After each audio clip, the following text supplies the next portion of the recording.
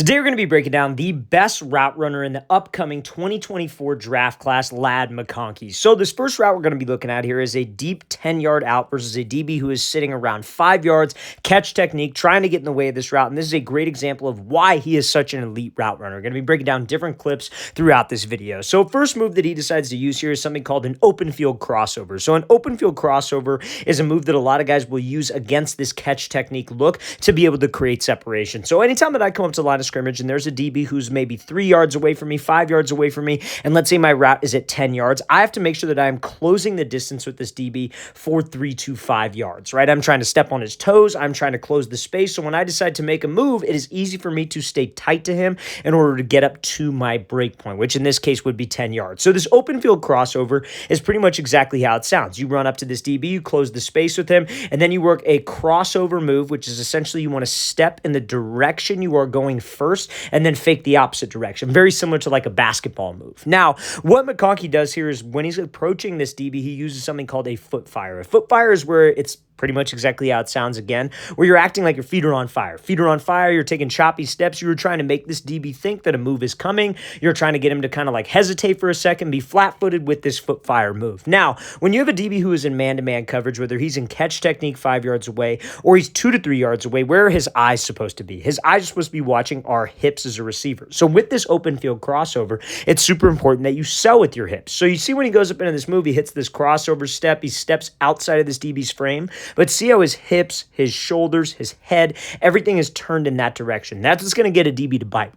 I think a lot of times when you get into these different crossover moves with a lot of younger receivers is that they'll do a lot of different head and shoulder movements, right? They'll lean to the left, lean to the right, but a disciplined DB is going to be keyed in on our hips. And if you want to get separation, you have to sell it with your hips. So something I tell my wide receivers to do is think that you're trying to turn your belly button opposite of where you are going. If you can turn your belly button, your hips are going to turn. You just have to make sure that when you throw this crossover move, that your front foot and your front toe does not open up in that direction as well. You want to keep a positive shin angle, which is essentially like almost a 45-degree angle, so you could drive out and release opposite to your route. So let's play this thing again full speed one more time. This is a great example of an open field crossover move that McConkey uses to be able to get separation. That's a great move that any wide receiver can use when they have that catch technique DB who is sitting 3 to 5 yards off. Now, this next route we're going to be looking at here is something called a comeback and go route. I think that's one of the best aspects of his game, and you saw it pop up time and time again when he was at Georgia, is his ability to separate on a double move. So that's what we're going to be breaking down next.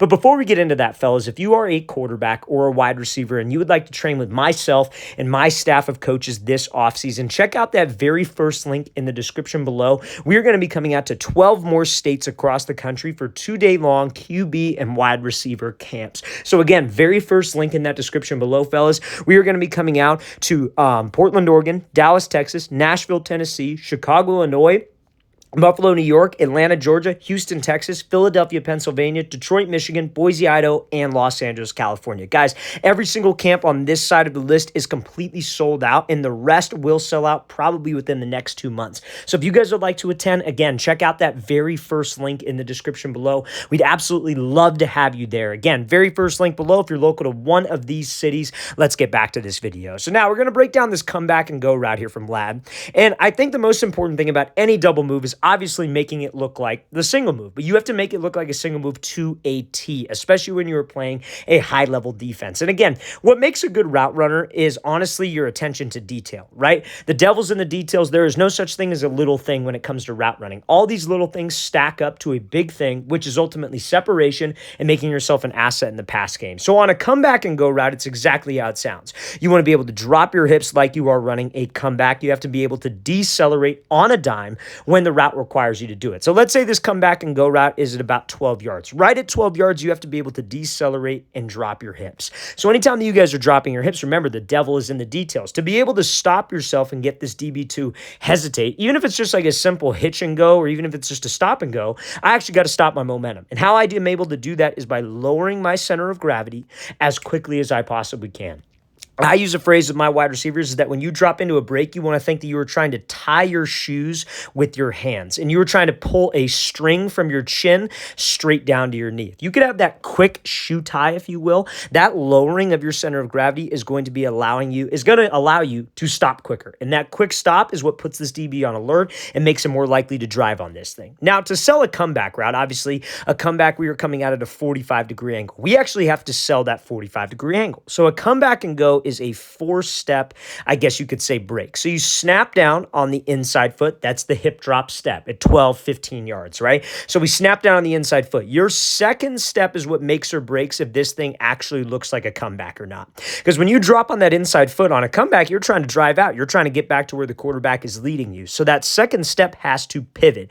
And then the third step has to hook around. So I call this a snap, pivot, hook. So it's left, right, left. And now when you pivot off the second step, that allows your third step to hook back around. Now on a comeback and go, obviously instead of driving on the comeback off of that hook step, you put your foot in the ground. You throw a jab, but at this rate, your hips are already turned out of the break, which can put this DB on alert. You've already changed your speed with that trigger step and that hip drop, which puts this DB on alert, and then we can separate over the top. Now remember what I said, a good route runner pays attention to the details. Notice how Ladd doesn't just get separation right here, 1, 2, 3, 4, get this DB to drive, and then he's looking back for the ball and he gets anxious.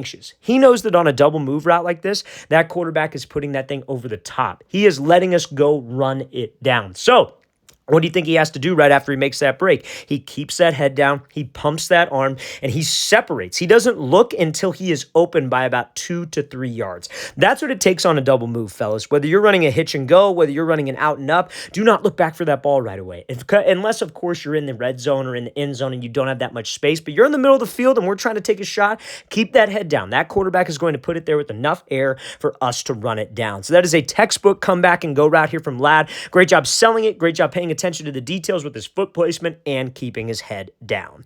Now, next example here is going to be kind of another form of a double move route that he ran at the Senior Bowl. I highly recommend you guys check out some of his Senior Bowl film. It really showcases what a great route runner he is. But again, what makes a great route runner is the attention to detail. So this route is going to be something called a stutter comeback route. So it's pretty much just like a stutter go, right? So a stutter go is not like a stop and go. It's where you're bursting up to the outside. You just give like a little quick stutter of your feet and then you go.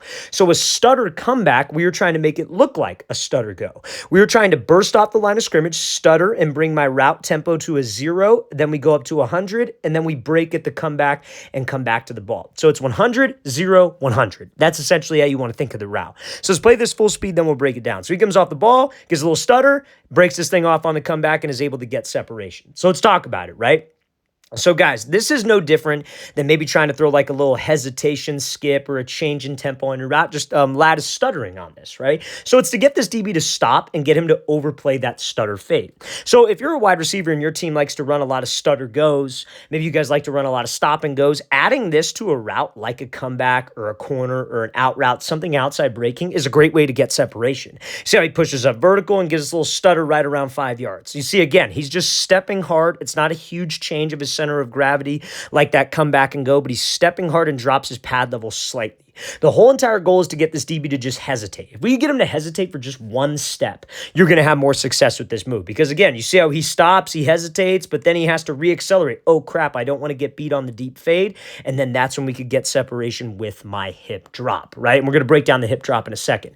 But guys, you got to understand that pairing your routes together is what gets you open, especially against talented DBs, right? DBs are smart. They're going to watch a ton of film. And if they know that you guys like to run a lot of hitches, they know you guys like to run a lot of curls, like to run a lot of stop routes. The second they feel you like open up your hips, or the second you get this DB to open up his hips, because there comes a point where he has to open up his hips on every single route. But if you get that DB to open up his hips and he feels just a slight change in speed, he's going to be ready to sit, especially if he's studied that on film over and over again. So this stutter is something you could add to your route. And you see how it's just one quick step. It doesn't sacrifice a bunch of time. He's not wasting a bunch of time here. It's not a slow movement. It's quick, short, to the point. Now, when we push up vertical, vertical, obviously we got to make sure that we are running hard because we're trying to force an overreaction out of this DB. So when running hard into a break, it's much easier said than done to stop. So what do you think we have to do? We talked about this on the comeback and go. You have to quote unquote tie your shoes with your hands. You got to pretend there's a string attached to your chin and somebody's pulling that string down. You have to drop your hips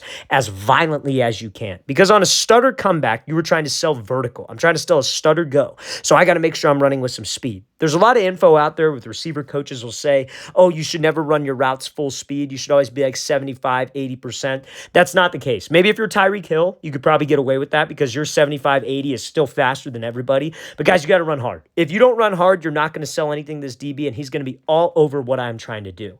But when you push up vertical and you're running actually hard, it's harder to change direction. So that's why I talk about being violent with your hips. You got to think like a string attached to your chin, pulling the string down. How quickly can I drop down and tie my shoes? How quickly can I sit my butt down into a chair? And that's what slows me down.